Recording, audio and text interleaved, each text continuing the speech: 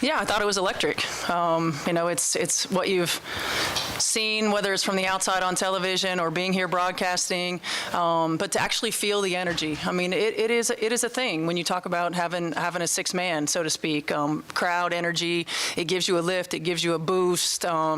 It's why we all do what we do, like to feed into these kinds of environments. And so it was a lot of fun. I think for the WNBA and the opportunities that we have to bring our game to areas where fans can engage. Like oftentimes it's difficult for fans in the summertime to get to a WNBA city. And we have great college basketball fan bases throughout the country that deserve an opportunity to witness these women doing what they do at the highest level. And so I love these kinds of environments and opportunities for our team, for our league, and of course to bring special talents back home. We're going to go on the back and then here. Hi, Stephanie. Jack Lito. I'm Jack Lito with KCRG TV9. The logo threes, I know this is an exhibition, but those logo threes, beyond the logo threes for Caitlin, seemed like prime examples of you and her teammates kind of letting Caitlin be Caitlin, so to speak. How do you balance that? And did it start like that, or did you kind of have to get off the reins a little bit, for lack of a better term? I've been watching her do it for 5 years really. So that's just who she is. It's what she does. I mean, nobody tells Steph Curry not to take good shots, right? But I do think that, sometimes there are time and score situations. Sometimes there are, we've just had 3 or 4 empty possessions. So really understanding the right times, understanding the moments. She knew she was coming out of the game, so she was going to take that logo 3. So it was, it was a good momentum builder, and of course what everybody wants to see from Caitlin, especially in this arena. Thanks. Michael Volpe, ESPN. I guess first I want to ask Steph, have you ever taken 36-footers? Never. I can't get that thing up there.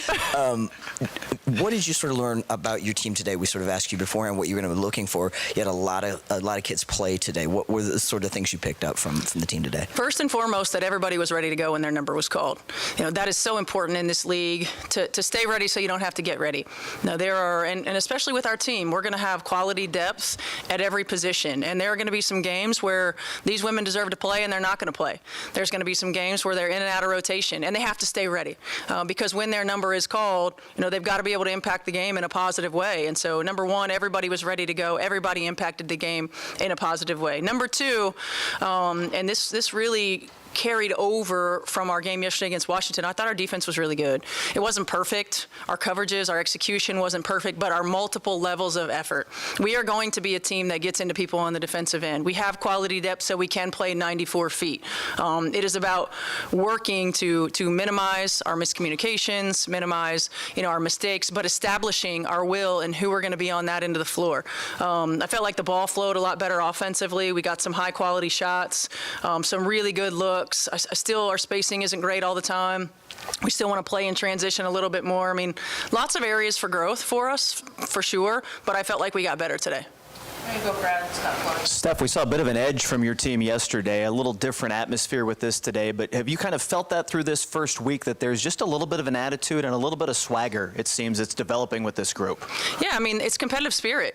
And it's what competition is all about. And you bring in players who have the same kind of competitive edge, and they want to rip each other's hearts out in practice every single day. It's part of competing, and I know that sometimes we're not used to seeing that in women's sports, but it is what it is, right? Like we want to compete, we want to be our best, we want to compete at a high level. We've got edgy players, we've got competitive players, and I guarantee you it doesn't matter if we're playing cards or if we're playing basketball. They want to win. And they want to do what it takes to win and position themselves to win. So I love that about this group. It means that we don't waste time in practice. They don't waste reps. They don't waste moments we have to get better. And it really is a joy to coach. Did you come in with any of those big threes? Like she started out with that first 3. Was that planned by any means no. To set the stable? It was I what wish. she read? Yeah. No, we're not that good. No, our coaches aren't that. We're not that good. And then how much different, what's the dynamic like when she is in there? You saw one game without, one game with. How does she change things? Everybody's aware of where she is on the floor. It helps our spacing, her ability to move the ball, to make the right read and the right play.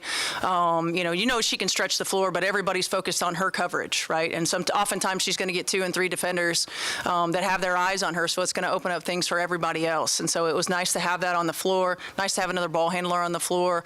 I don't think we moved her off the ball as much as I would have liked to today. But again, just having her back out there and having her presence on the floor, her competitive spirit, and of course in this environment for the Iowa Hawkeye fans to be able to see her and for her to be able to enjoy another ride here in Carver Hawkeye Arena.